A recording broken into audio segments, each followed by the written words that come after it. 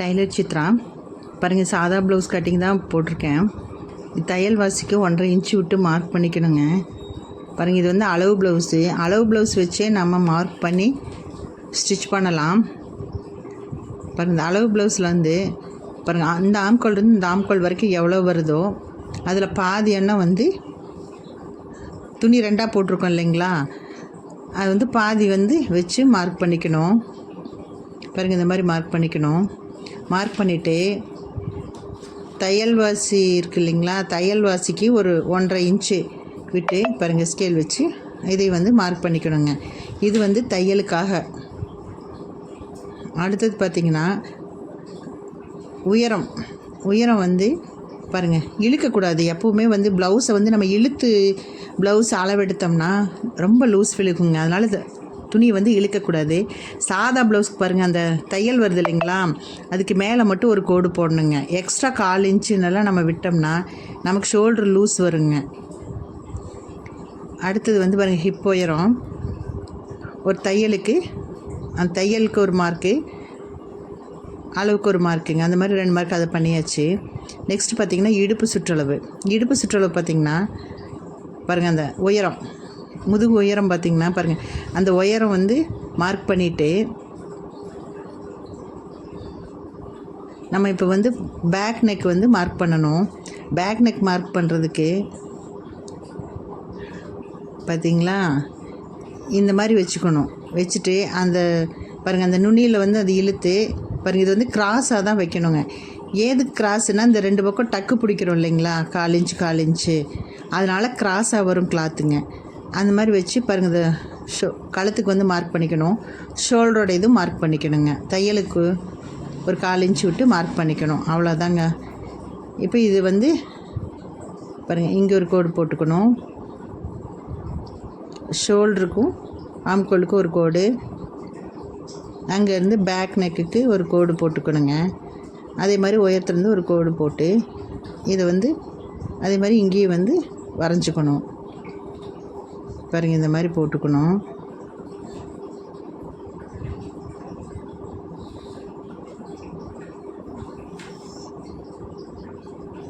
இங்கே பாருங்கள், இங்கேருந்து ஒரு 1/2 இன்ச்சு விட்டு ஒரு கர்வ் போட்டோம்னா பேக் நெக் அழகாக வந்துடுங்க.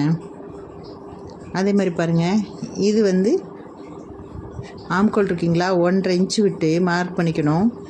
இப்போ இந்த உயரத்துலேருந்து பாதி மார்க் பண்ணிக்கணும். அதே மாதிரி இங்கே பாருங்கள், கீழே இங்கேருந்து பாதி வந்து மார்க் பண்ணிக்கணுங்க. எவ்வளோ வருதோ அதில் பாதி மார்க் பண்ணிக்கணுங்க. அவ்வளோதான். இந்த 3 பாயிண்ட்டு தான். இந்த 3 பாயிண்ட்டை வந்து நம்ம வந்து மார்க் பண்ணிக்கணுங்க. மார்க் பண்ணி கட் பண்ணோம்னா இது வந்து ஆம்கோல் அளவு. அவ்வளோதாங்க. நம்ம வந்து லேடிஸ்க்கெல்லாம் அந்த டைலரிங் வந்து மைண்ட் வந்து ரிலாக்ஸாக இருக்கும். இந்த மிஷினில் உட்காந்தாலே எனக்கெல்லாம் இந்த டைலரிங் தான் ரொம்ப பிடிக்குங்க. பிடிச்சி செய்கிற வேலைங்க இது.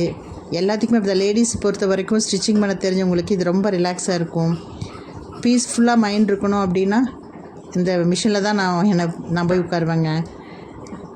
உங்களுக்கு எப்படி இருக்குங்கிறத நீங்கள் எனக்கு கமெண்ட் பண்ணி சொல்லுங்கள். பாருங்கள், இப்போ வந்து பேக் நெக் ரெடி ஆயிடுச்சு. பேக் பீஸ் ரெடி பண்ணியாச்சுங்க. இப்போ இங்கே ஒரு ஆர்க் கட் பண்ணிக்கணும், இங்கே ஒரு ஆர்க் கட் பண்ணிக்கணுங்க. இதுதான் பேக் தட்டு எடுத்தாச்சு.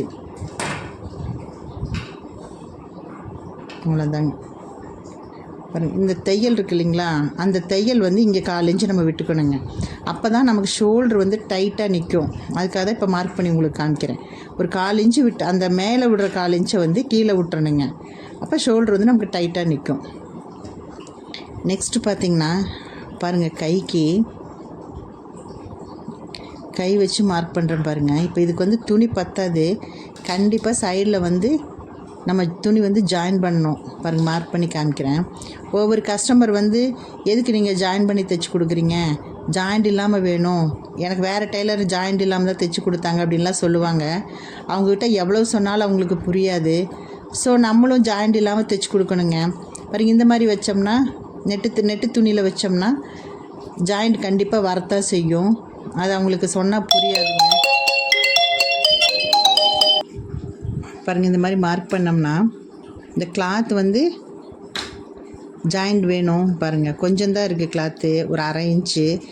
ஸோ நம்ம அது ஜாயின் பண்ண வேண்டியதில்லை. பாருங்கள், மறுபடியும் பாருங்கள், ஆம்கோல் அளவு வச்சு பார்த்தாலும் இப்படி வச்சு பார்த்தாலும் இந்த கிளாத் வந்து நமக்கு வந்து பத்தாதுங்க. ஸோ நம்ம பாருங்கள், இந்த மாதிரி மார்க் பண்ணாலும் நமக்கு வந்து துணி பத்தாது, நம்ம ஜாயிண்ட்டும் கொடுக்க வேண்டாங்க. அதனால் நம்ம வந்து குறுக்கு பீஸ்லேயே கிளாத் போட்டுக்கலாம். காமிக்கிறேன் பாருங்கள். இது வேண்டான்னா பாருங்கள், இந்த கிளாத்தை விரித்து விட்டு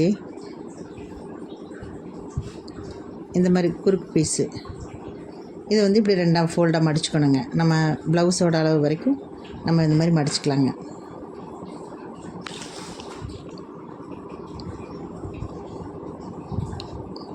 மடிச்சிட்டங்களா? இப்போ பாருங்கள்,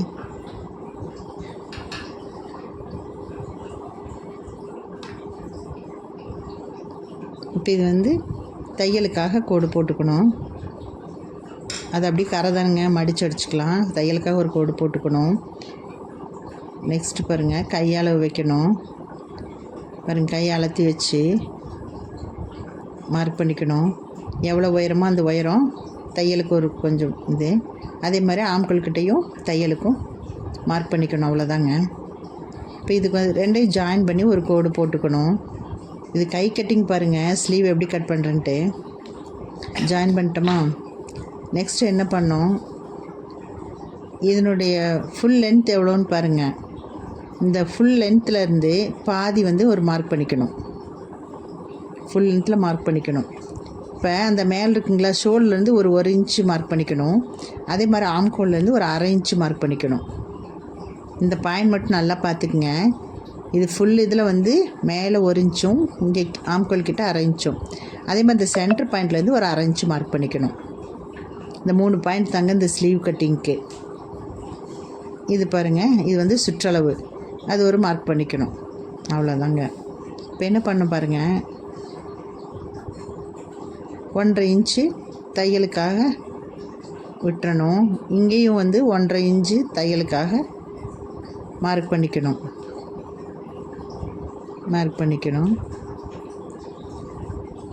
இந்த சாதா ப்ளவுஸ் பாருங்கள், இப்போ இந்த சென்டர் பாயிண்ட்லேருந்து ஆம்கோல் இருக்கு இல்லைங்களா, அது இந்த மாதிரி கோடு போட்டுக்கணும். இப்போ அது வந்து எஸ் மாதிரியெல்லாம் வெட்ட சொல்லுவாங்க. அந்த மாதிரி ஷேப்பு ஒருத்தருக்கு அகலமாக வரும், ஒருத்தருக்கு கொஞ்சம் ரொம்ப சன்னமாக வரும். அந்த ஷேப் கரெக்டாக வராது. ஸோ அதனால தான் இது ஈஸியாக இருக்கணுங்கிறதுக்காக தான் உங்களுக்கு இந்த மாதிரி சொல்லியிருக்கேன் பாருங்கள்.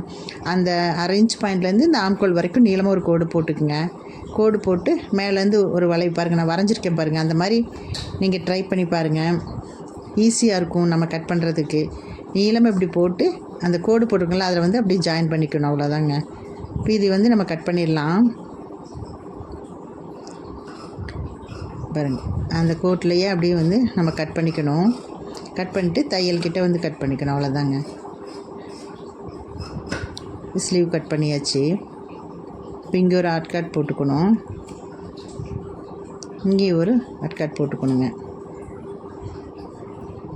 அடுத்து வந்து குடஞ்சி வெட்டுறது இருக்குது இல்லைங்களா, அதான் ஒவ்வொருத்தவங்க வந்து கிளாத்து 3/4 இன்ச்சு விட்டு வெட்டுவாங்க, 1/2 இன்ச்சு வச்சு வெட்டுவாங்க.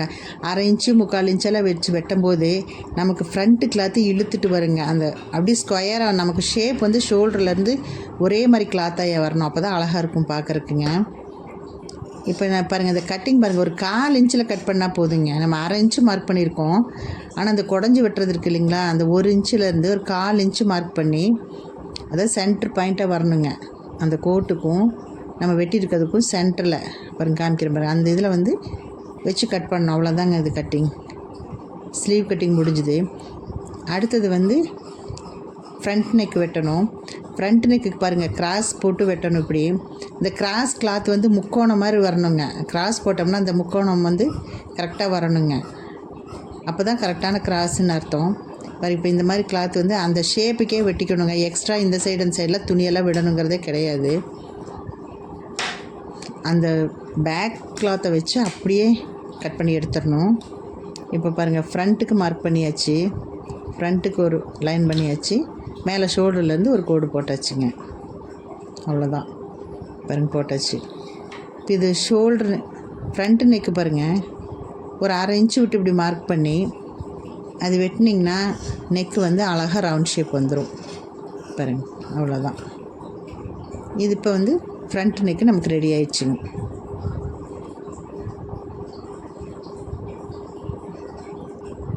ஃப்ரண்ட் நெக் ரெடி ஆயிடுச்சுங்க.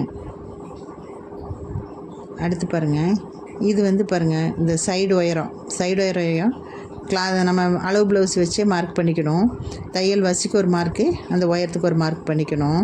இப்போ ஃப்ரண்ட்டு டக்கு இருக்குது இல்லைங்களா, பாருங்கள் இந்த ஷோல்டரில் இப்போ ஃப்ரண்ட்டுக்கு மட்டும் நல்லா பாருங்கள், இந்த ஃப்ரண்ட்டு கிளாத் வைக்கும்போது மட்டும் ஷோல்டருக்கு தைக்கலுக்கு கொஞ்சம் துணியை விட்டுருணுங்க. மேலே நான் விட்டுருக்கேன் பாருங்கள், அந்த மாதிரி துணி விட்டுட்டு பாருங்கள், அந்த டக்கு வருது இல்லைங்களா, ஃப்ரண்ட்டு டக்குக்கு ஒரு மார்க்கு, கீழே அந்த உயரத்துக்கு மார்க்கு. இது பார்த்திங்கன்னா இந்த வீடியோ பார்த்திங்கன்னா தான் உங்களுக்கு புரியும் நான் சொல்கிறத விட.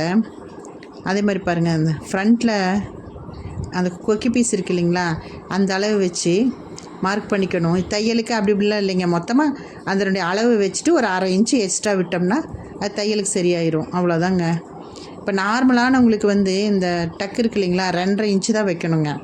கொஞ்சம் லீனாக இருக்கிறவங்களுக்கு 2.25 வச்சா போதும். நார்மலாக வந்து 2.5 இன்ச்சு, ரொம்ப ஸ்ட்ரவுட்டாக இருக்கிறவங்களுக்கு வேணால் ஒரு 3 இன்ச்சு வைக்கலாங்க. இது மட்டும்தான் 2.25, 2.5, 3 இதுதாங்க மெத்தட் இந்த டக்குக்கு. எக்ஸ்ட்ரா 3, 3.5 எல்லாம் வச்சோம்னா அது வந்து சரி இருக்காது. நம்ம இந்த ஃப்ரண்ட் டக்கு வைக்கிறதுக்கு 2.5 இன்ச்சு அளவு அதுதான் கரெக்டுங்க. பாருங்கள், அங்கே ஒரு கோடு, இது ஒரு கோடு, அவ்வளோதாங்க. இது வந்து நம்ம கட் பண்ணிக்கலாம். இதுக்கு டக்குக்காகவெல்லாம் வரையணுங்கிறதெல்லாம் கிடையாதுங்க. நம்மளே ஒரு ஷேப் பிடிச்சி பழகிக்கணும். பாருங்கள், அவ்வளோதான். பிடிச்சோம்னா நம்ம அவங்களுடைய பாடி சைஸ்க்கு அளவாக வந்து நம்ம டக் பிடி வரைக்கும் சின்னதெல்லாம் பிடிக்கக்கூடாது. இந்த கிளாத்து 10 இன்ச்சுனா 10 இன்ச்சுக்கு தகுந்த மாதிரி பிடிக்கணும். 12 இன்ச்சுனா 11 இன்ச்சுனா அதுக்கு தகுந்த மாதிரி நம்ம டக்கு பிடிக்கணும். அது நம்மளே அசீவ் பண்ணி பிடிக்கிறது தான். இப்போ இந்த இடத்துல வந்து ஒரு 1/4 இன்ச்சு வந்து நம்ம கட் பண்ணி எடுக்கணும். பாருங்கள், இந்த இடத்துல வந்து 1/4 இன்ச்சு வந்து இது 1/4 இன்ச்சு தான் கட் பண்ணணும். உங்களுக்கு தெரியணுங்கிறதுக்காக நான் இப்படி காமிக்கிறேன்.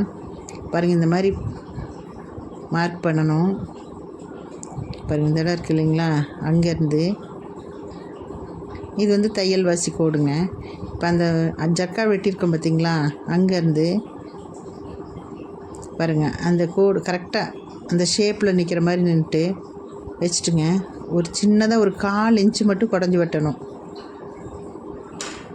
1/4 இன்ச்சு மட்டும் குடஞ்சி வெட்டணும். இந்த வீடியோ பிடிச்சதுன்னா நீங்கள் சப்ஸ்கிரைப் பண்ணுங்கள், ஷேர் பண்ணுங்கள், கமெண்ட் பண்ணுங்கள், லைக் பண்ணுங்கள். நீங்கள் சப்ஸ்கிரைப் பண்ணால் தான் நான் போடுற வீடியோஸ் எல்லாம் வந்து உங்களுக்கு நோட்டிஃபிகேஷன் ஆகும். பாருங்கள், அவ்வளோதான். இது 1/4 இன்ச்சு கரெக்ட் பண்ணி நீட்டாக பிசுறு இல்லாமல் கட் பண்ணி எடுத்துக்கணுங்க. அவ்வளோதான். ஃப்ரண்ட் நெக்கும் ஆம்கோல் எல்லாம் ரெடி ஆயிடுச்சு. அடுத்து நம்ம ஸ்டிச்சிங் தான் பண்ணணுங்க. நெக்ஸ்ட் வீடியோ உங்களுக்கு இதோட ஸ்டிச்சிங் வீடியோ உங்களுக்கு போடுறேன்.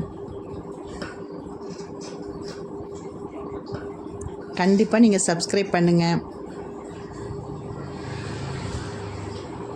தேங்க்யூ.